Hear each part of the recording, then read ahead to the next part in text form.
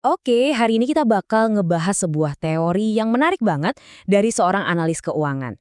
Teorinya ini soal kemana arah pasar selanjutnya, dan semuanya itu katanya didasarkan pada sinyal-sinyal rahasia dari The Fed. Nah, kita mulai dari sini ya. Inti dari semua argumen yang akan kita bongkar hari ini itu sebetulnya cuma satu, keyakinan bahwa pasar itu bergerak dalam sebuah pola. Pola 4 tahunan yang katanya sih bisa diprediksi. Jadi, siklusnya tuh kayak gimana sih? Menurut analis ini, kita sekarang lagi ada di fase bear market, alias pasar lagi lesu.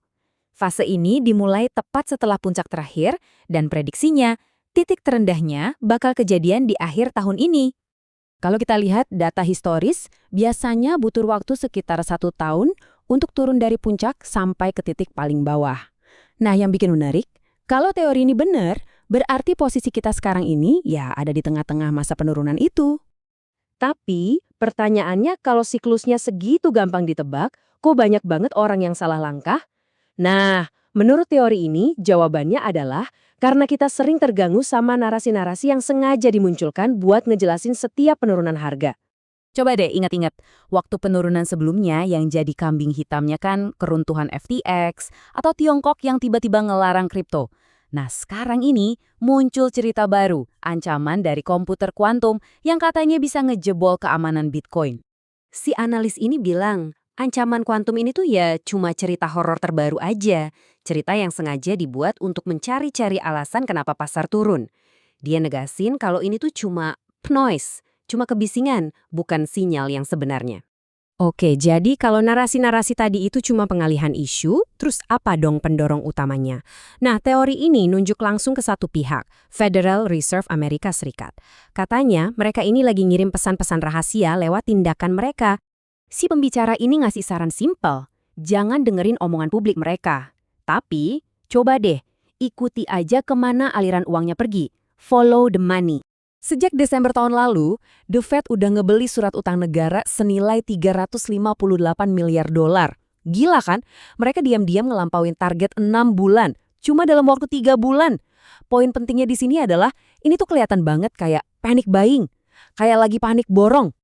Dan ternyata ini tuh ada polanya. Pembelian surat utang negara dalam jumlah super besar dan mendadak oleh The Fed itu selalu jadi pertanda bakal ada resesi besar. Kita udah lihat ini di tahun 2008, kita lihat lagi di tahun 2020, dan sekarang kejadian lagi. Di saat yang bersamaan, neraca keuangan The Fed ini lagi deket-deket banget sama satu titik kritis. Titik yang sama yang di tahun 2008 dan 2020 jadi pemicu banjirnya uang baru yang digelontorkan ke dalam sistem. Semua petunjuk ini, kalau kita gabungin, ngerucut ke satu masalah utama yang super besar. Masalah yang lagi coba dikendalikan sama The Fed di belakang layar, yaitu utang negara yang jumlahnya udah nggak masuk akal. Utang nasional Amerika Serikat sekarang udah ngelewatin 39 triliun dolar.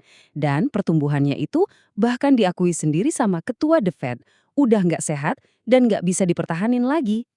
Pernyataan dari Jerome Powell, bosnya The Fed ini, bisa dibilang adalah pengakuan paling jujur yang bisa kita dapat. Pengakuan bahwa ada krisis besar yang lagi nunggu di depan mata. Menurut analisis ini, The Fed itu sebenarnya kayak kejebak, dan mereka cuma punya 2 jalan keluar dari jeratan utang ini. Pertama, bikin nilai utangnya jadi lebih rendah. Atau kedua, pakai aset yang mereka punya buat nutupin biayanya. Nah, solusi yang pertama itu punya nama keren, pelonggaran kuantitatif atau QE. Tapi kalau mau disederhanain artinya ya cuma satu, nyalain mesin cetak uang. Cetak triliunan dolar baru buat bayar utang-utang lama pakai uang yang nilainya lebih rendah. Jadi apa kesimpulannya buat kita? Gampangnya gini, The Fed itu tahu resesi bakal datang. Mereka bukan lagi berusaha mencegah, tapi lebih ke ngatur kapan waktunya dan nyiapin senjata buat ngelawan resesi itu nanti. Artinya, bear market yang kita alamin sekarang ini kemungkinan bakal makin parah, sampai The Fed nanti nggak punya pilihan lain selain bertindak. Tapi, setelah masa sulit itu, bakal ada yang namanya reset. Dan reset ini akan didorong sama gelombang modal baru yang jumlahnya luar biasa besar yang masuk ke pasar. Analisis ini ninggalin kita dengan satu pemikiran akhir yang cukup provokatif, bahwa apa yang kita lihat sekarang ini sebenarnya adalah sebuah penghancuran pasar yang disengaja dan terkendali. Tujuannya buat nyiapin panggung untuk lonjakan besar berikutnya. Jadi pertanyaannya sekarang bukan lagi jika, tapi kapan.